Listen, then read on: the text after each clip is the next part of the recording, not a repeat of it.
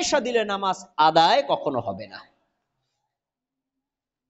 আচ্ছা, এবার মৃত ব্যক্তির জন্য আমাদের গুরুত্বপূর্ণ বিষয় হলো, মৃত ব্যক্তির জন্য আমরা দান করব।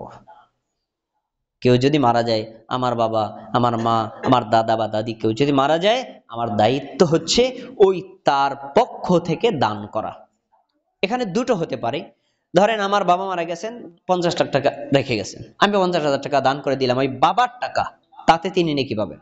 অথবা বাবা 1 টাকাও রেখে যায় নাই, আমি আমার নিজের পকেট থেকে, নিজের ইনকাম থেকে 50,000 টাকা দিলাম, তাতেও নেকি পাবেন। কারণ আমি আমার বাবারই একজন, বাবার পক্ষ থেকে আমি দিলে একটা আদায় হয়ে যাবে।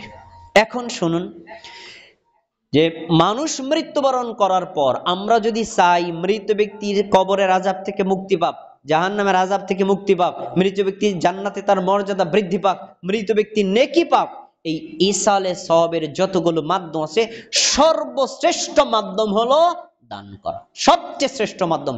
এর চাইতে কোনো উত্তম আর মাধ্যম নাই। দলিল নেন, সূরা মুনাফিকুন 9 নম্বর, 10 নম্বর, 11 নম্বর, 3টা আয়াত আছে।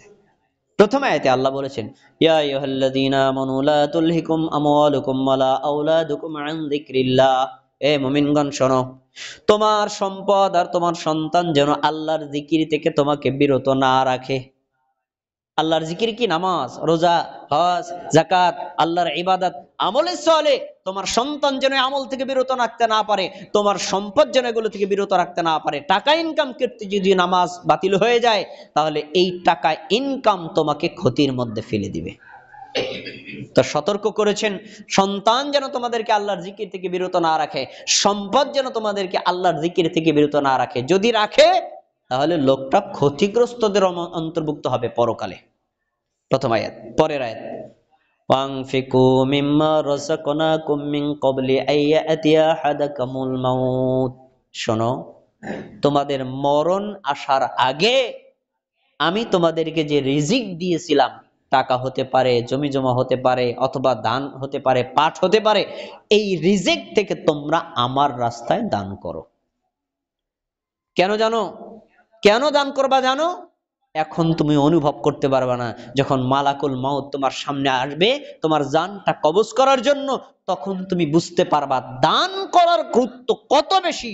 তখন তুমি বুঝতে পারবা দানের গুরুত্ব কত বেশি। তখন তুমি আফসোস করবা। আফসোসের শব্দটা আল্লাহ কোরআনে উল্লেখ করেছেন। কি উল্লেখ করেছেন? শোনো, এরপরে যখন তোমার কাছে মালাকুল মাউত আসবে, তখন তুমি আল্লাহর কাছে বলবা, লাউলা আখরতানি ইলা আজালিন করিব। আল্লাহ, আপনি আমার একটু সময় দেন। মালাকুল মাউত একটু বলেন আমার 5টা মিনিট জন্য আমার জানটা কবজ করে। মানে 5 মিনিট সময় না দেন আল্লাহ, আমার 1টা মিনিট সময় দেন, আমি এই 1টা মিনিট বেঁচে থাকি, ওই 1 মিনিটের মধ্যে আমি দান করব। ওয়াকুম মিনাস সলিহিন, দান করে আমি আপনার নেককার বান্দাদের অন্তর্ভুক্ত হয়ে যাব। আয়াত প্রমাণ করে, আয়াত প্রমাণ করে মৃত্যুর আগে কেউ যদি বেঁচে থাকতে দান করে, মৃত্যুর সময় তার এত উপকার হয়, মৃত্যুর সময় সে আরো দান করতে চায়, কিন্তু সময় কি দেওয়া হবে?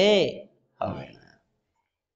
হবে কিনা পরের আয়াতে বললেছেন কি, ওয়ালাইয়ুখিরাল্লাহু নাফসান ইযা জাআ আজালুহা আল্লাহু খবীরুম বিমা তাসনাউন। শোনো, মৃত্যু যদি এসে যায় 1 সেকেন্ড পরেও হবে না, 1 সেকেন্ড আগেও হবে না। আল্লাহ যে টাইমে, যেই কয় মিনিটে, যে কয় সেকেন্ডে লিখেছেন, ঠিক মালাকুল মাউত তখনই তোমার জানটা কবজ করবেন। ওই সময় যদি বলো আল্লাহ আমারে 30 সেকেন্ড সময় দেন, আমি কিছু দান করি, সে সুযোগ আর দেওয়া হবে না। আয়াত প্রমাণ করে মৃত ব্যক্তির জন্য দানের চাইতে শ্রেষ্ঠতম ইসালে সওয়াবের আর কোন মাধ্যম হতে পারেই না।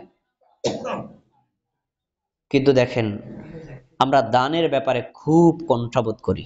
মৃত ব্যক্তি মারা গেলে তার পক্ষ থেকে দান করতে চাই না।